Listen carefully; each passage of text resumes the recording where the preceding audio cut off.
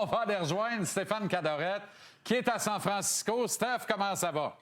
Ça va, ça donne faim puis ça donne soif, votre affaire, là. Ben écoute, oui, soif, t'as raison, c'est vrai, ça va prendre quelques beverages. Tu fais pas pitié, Steph, là, à San Francisco, non, là, c'est tu bord ça. de l'eau, là. Ça On va pas pleurer personne. Bien beau.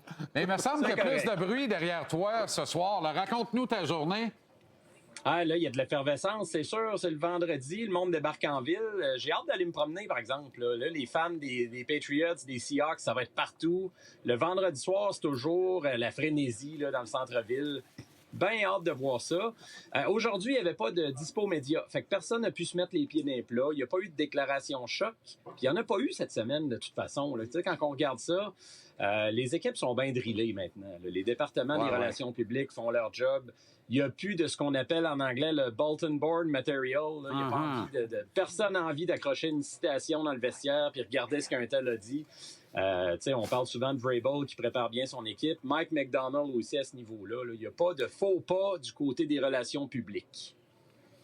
OK, parle-moi de Drake May parce qu'il a mordu la poussière hier à la remise des prix annuels de la NFL. Autre motivation pour les Patriots qui ont vu leur propriétaire, le distingué Robert Kraft, a été lagué d'une adhésion au Temple de la Renommée à sa première année d'éligibilité. Ça suivait Bill Belichick.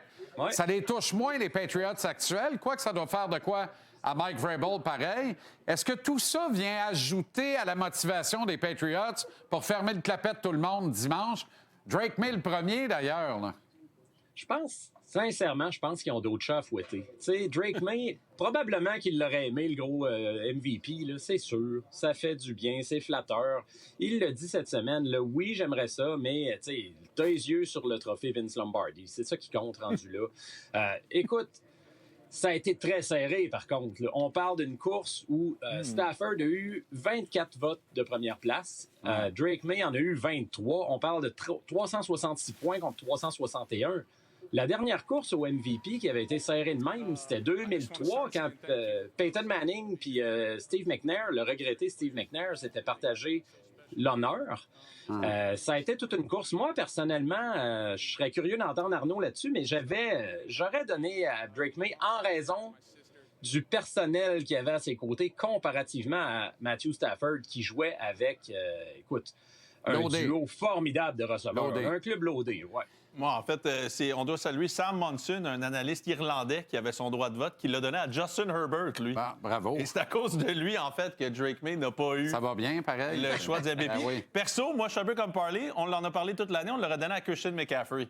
Donc, on n'est pas dans le bon bateau, mais moi, je pense qu'on n'a plus vraiment le bon terme du joueur le plus utile. Je pense que Christian McCaffrey, 450 fois qu'il a touché à la balle cette année, on en a parlé plusieurs fois. Je pense que pour nous, c'est le joueur le plus utile cette année. On s'est proche d'encore faire le 1000 et 1000, là, ce qui est comme... Ben oui, c'est une rareté. Là. Donc, tu sais, pour nous, en tout cas, je pense qu'on regarde souvent au poste de carrière maintenant, mais sinon, c'est des positions comme ça. Moi, je savais pas, là, je vous suis, mais je savais pas que Parley, dans le fond, il était muet. Parce que ça fait trois fois que tu lui parles, puis les lèvres bougent, mais il n'y a pas de son. Je le paye au mot.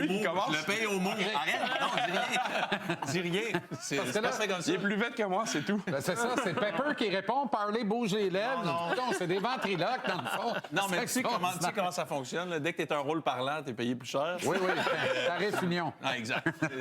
OK, anecdote en terminant, Steph, sur un des invités de notre show ce soir. Oui. La star des Falcons, Mathieu Bergeron. C'est pour ça que je ne vais pas trop appuyer ces Falcons. Là. Oui. Ta coup, il raccrocherait avant que ça commence. Hey, vous y mentionnerez ça à Mathieu. Je parlais cette semaine à Tommy DeVito, il a eu son petit moment de gloire d'à peu près 15 minutes avec les Giants, lui, il y a 2 ans, comme corps arrière. Oui, c'est ça. C'était une drôle d'histoire. Il y avait son agent qui avait l'air d'un mafieux du parrain. Puis, Pas rien que son agent, va te le dire. Mais... Son père. il est rendu avec les Pats, puis il a été 2 ans, lui, roommate, co-chambreur de Mathieu Bergeron à l'Université de Syracuse. Es-tu sérieux? Puis là, je savais même pas. ne savais pas de moi non plus. J'ai jasé de ça, c'est pas comme s'il l'avait juste connu un petit peu. C'était 2 grands chums. Puis vous, il parlerait de Tommy à Mathieu tantôt, mais lui, il me disait, écoute, Mathieu m'a carrément initié à poutine. Il m'a fait découvrir les produits de l'érable. Il m'amenait des biscuits quand sa mère montait à Syracuse. Il se rappelle de ça. Puis là, il dit, Mathieu, lui, il me voyait manger mes frites dans de la sauce. Il dit, c'est ce qu'on appelait des disco fries dans le New Jersey. Puis là, il me disait, écoute, là, ce que tu manges là, arrête d'appeler ça de la poutine, c'est du fake complètement ton affaire. Puis sinon, ben écoute, il nous l'a présenté comme un gros nounours. Il dit c'est notre nounours, Matthew. Ils disent il y avait du fun avec lui, mais sur le terrain, méchant animal. Une fois qu'il saute sur le terrain, là, il est plus reconnaissable. Puis il n'est pas surpris qu'il se soit rendu dans un rôle de partant dans la NFL.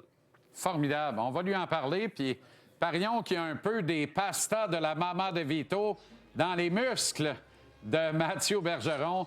Merci, Steph. Bonne soirée, bon week-end, bon match. Yes. On se reparle lundi. Salut, messieurs. Amusez-vous bien. Merci bien.